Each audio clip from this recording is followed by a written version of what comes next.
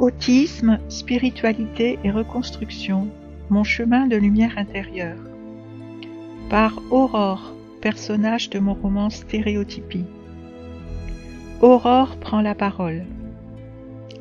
Quand on vit avec l'autisme, le monde semble parfois trop intense, trop flou, trop dur. J'ai longtemps cru que ma différence me condamnait à l'isolement. Et pourtant, c'est dans ce silence, dans l'invisible, dans la profondeur des choses que j'ai trouvé la paix. Voici le récit de ma reconstruction, entre autisme et spiritualité, entre douleur et lumière. Autisme, une perception du monde autre, ni meilleure, ni pire. Je n'ai jamais vraiment compris les codes sociaux, les regards, les sous-entendus, les bavardages qui m'épuisent. Mais je perçois des choses que d'autres ne voient pas, les vibrations d'un mot, la densité d'un silence, la beauté d'un détail oublié. Être autiste pour moi, c'est vivre avec une hyper-réceptivité. Cela peut être une bénédiction ou une plaie. Tout dépend de l'accueil que je fais à ce qui monte en moi. Le monde extérieur souvent m'agresse, alors je me replie, je me protège, je m'invente un cocon fait de routines, de gestes, de mots réconforts. Certains appellent cela des stéréotypies. Moi, j'appelle cela ma manière de tenir debout. La spiritualité, un refuge, un souffle. J'ai toujours senti qu'il y avait quelqu'un, quelque chose de plus grand qui me regardait sans jugement. La spiritualité m'a tendu la main dans le silence. J'y ai trouvé un espace sans injonction, pas besoin de parler, pas besoin d'être normal, juste être là, respirer, écouter, ressentir. Dans ce vide apparent, j'ai trouvé la présence.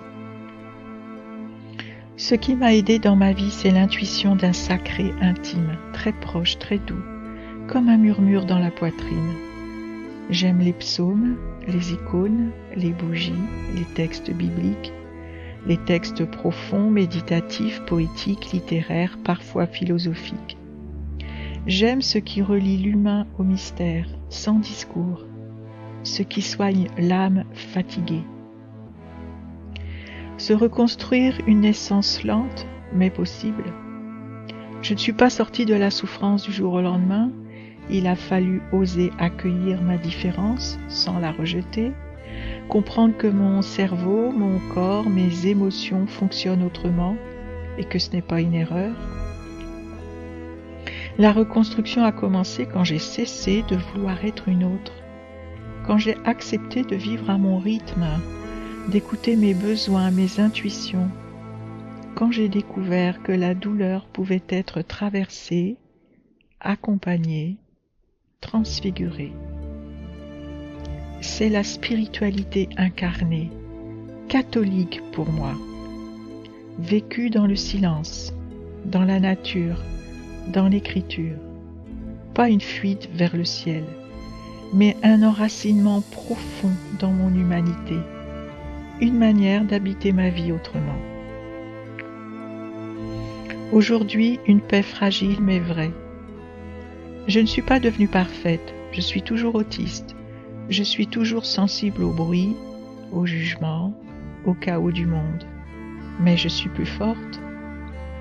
Ma foi est une lumière intérieure, une voix discrète qui me dit chaque jour « Tu as ta place, tu n'as pas à changer pour exister ».